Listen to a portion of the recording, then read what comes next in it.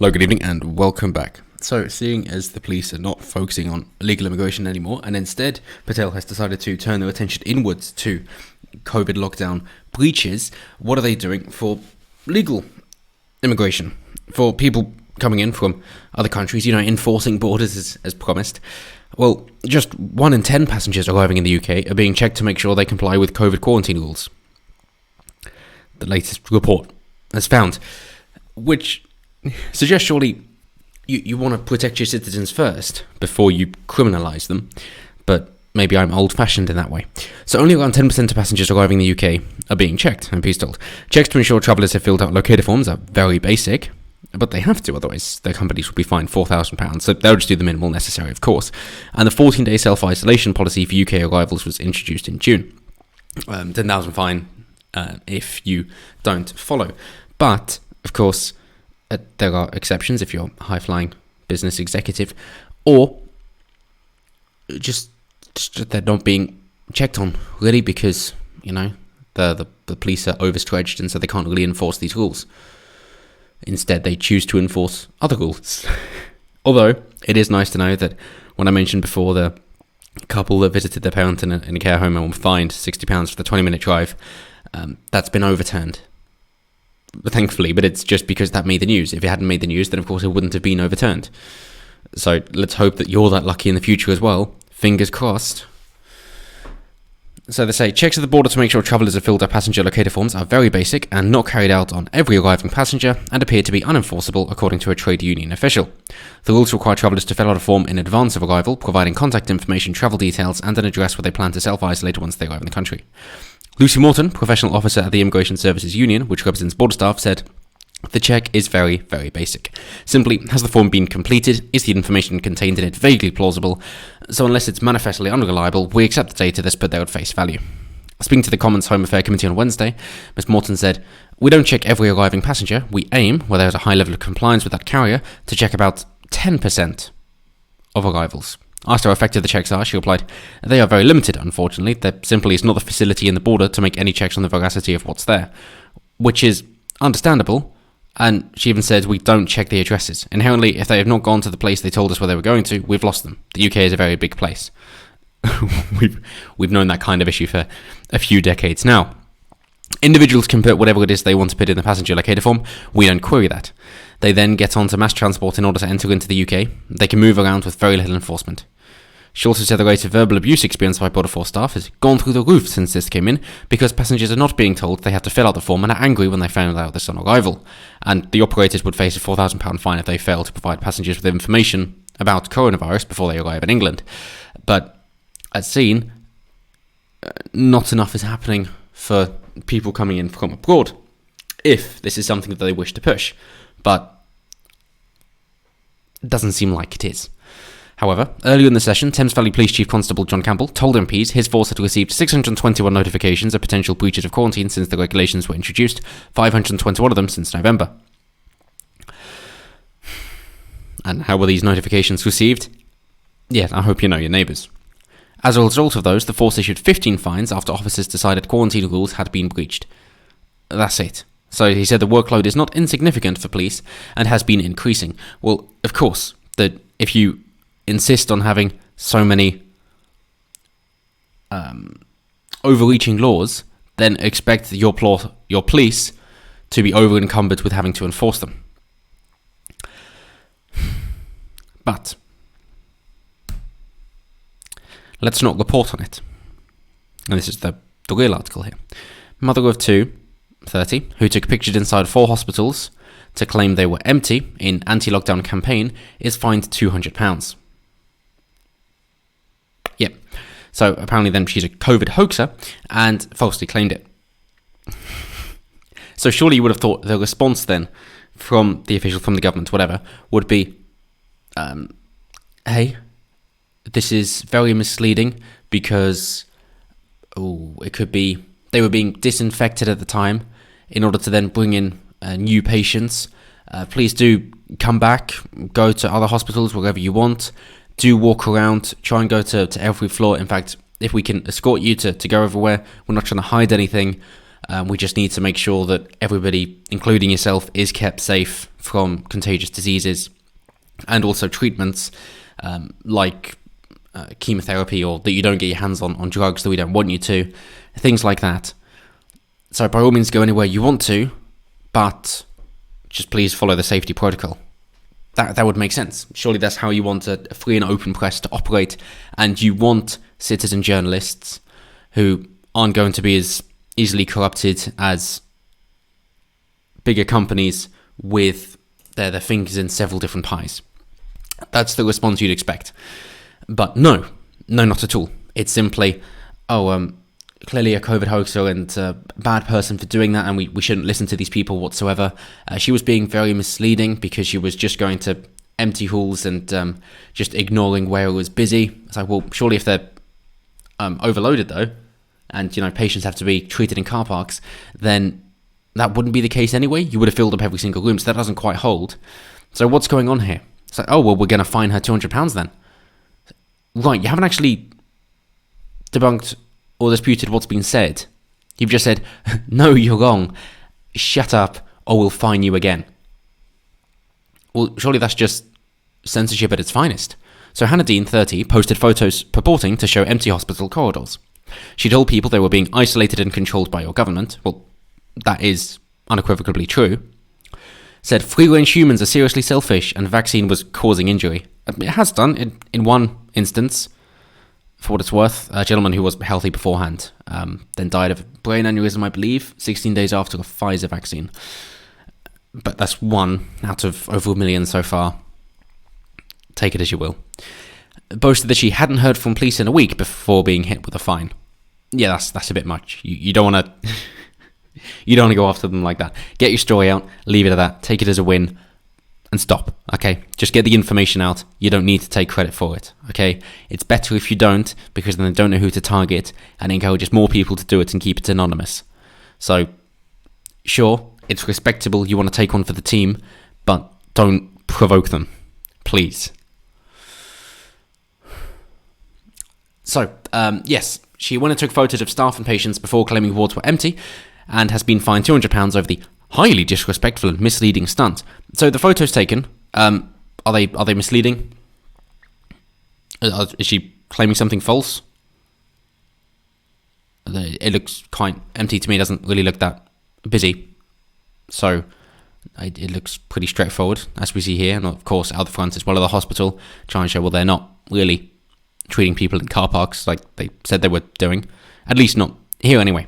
And then they go on to more official sources about the COVID impact. But surely that is a fair point. So Dean, who claims to be a registered journalist, whatever that really means, wrote, QA Queen Alexandra, hospital is the quietest I've ever seen it. I know this is hard to get our heads around, but the government are lying to us. They have been since governments existed. Police said the photos were not of parts of the hospital involved in treating patients with COVID.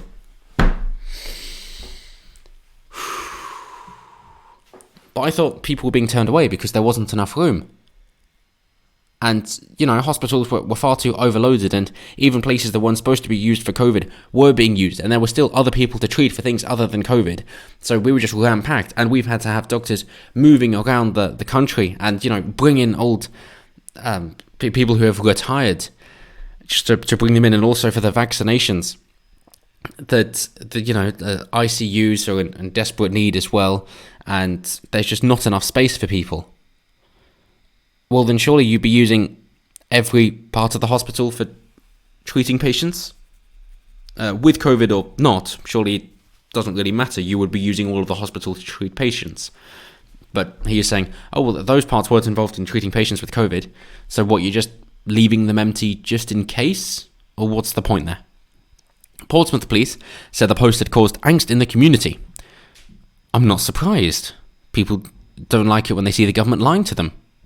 And it seems like you're getting called out. If not, elaborate. More speech is better. And Hampshire police confirmed Dean had received a £200 fine for not having a valid reason for leaving her home. Yes, they're not going to be so brazen as to say, you called us out. Instead, just say, you don't have a valid reason for leaving your home, so you've got to stay at home, because if you leave your home, then we're going to fine you. What have you done wrong? It's just that you left your home. It's like, what?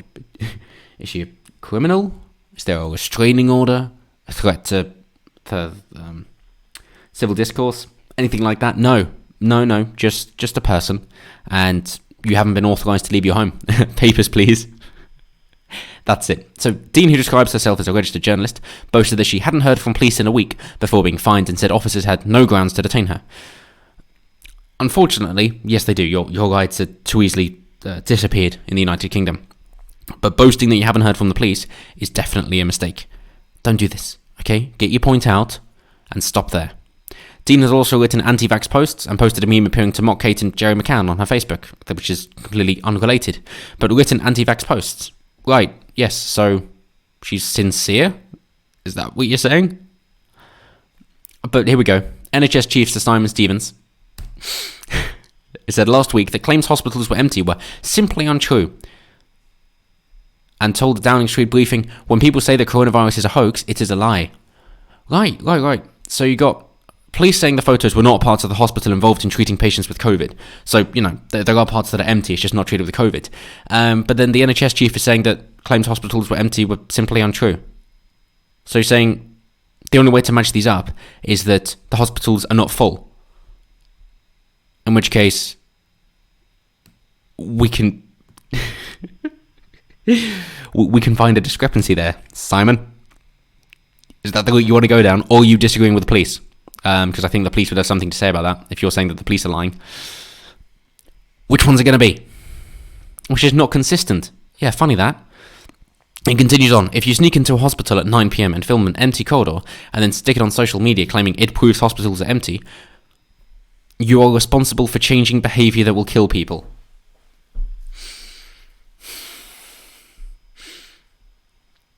Yep. So it's not, more speech is good speech. It's not, we will show this up and prove how you're wrong. It's not, we will win over with facts and logic. Oh, no. It's just saying that you're wrong and you're responsible for people dying. Where have we seen this before? Oh, yeah, the impeachment. So, we were hoping, of course, that the Tories and that their government and their advisors and their chiefs as well, including for the NHS, would decide to go a more factual route with this. But no, instead it's just resorting down to appeal to emotions. This is not why you voted in, guys. But he goes on. It is also an insult for the nurse coming home from 12 hours working in critical care, having worked her guts out under the most demanding and trying of circumstances. There's nothing more demoralising than having that kind of nonsense spouted when it is most obviously untrue. Well, you can flick that right around, mate. Say, it is also an insult for the parent who has been working for decades in order to support their family and their children and has now been furloughed for almost a year, not being able to work, struggling to make ends meet, if possible at all, because they have been told that their work is non-essential while they skip meals. Because of you. Yeah, we can both play that game. What's your point? It's useless. And we can throw hypotheticals at each other all day long. That is meaningless. It's just dogma. That's all it is. You're feeling emotional. Okay, well, how about you calm yourself down and then you form a rational point? Okay? Or you don't even have to calm yourself down. Just make a rational point. That's more fun. I appreciate the passion. Bojo chimed in, saying the kind of people who say COVID is a hoax, they need to grow up. Right, this isn't a if you're scared of paedophiles kind of thing, Bojo. You've heard from the head of NHS England the pressure the NHS is under. We've got to do our bit to protect it. A couple of things there. The whole point initially is we don't believe what they're saying. So with you saying, you've heard what they're saying, it's like, yeah, but we still don't believe what they're saying. So just hearing what they're saying again and again doesn't actually give any credibility to what it is that they're saying. Seems to be missing the point. And we've got to do our bit to protect the NHS. Isn't the NHS there to protect us? Isn't this a bit of a role reversal here? What's going on there? Seems like it's not fit for purpose. In which case, why have it? If it's something I don't support in the first place, and now you're forcing me to protect it, I tap out. I will kindly but firmly leave. In a bizarre post earlier this month, Dean wrote, bizarre, yeah, you mean sarcastic, but she's got a sense of humour, so let's go for it. I can't wait until our government hears my desperate cries and puts full restrictions on my movement, restricting me from certain areas of my cage. It can't come soon enough. And free-range humans are seriously selfish. Thank God for this new rush-through vaccine that nobody will be held accountable for in the event of it causing injury or even death. And yes, that is true, that they won't be held accountable. That was a requirement for the agreement in order for the vaccines to come out. That if there are any problems, you've got no legal recourse against the companies responsible. Yes, that is true.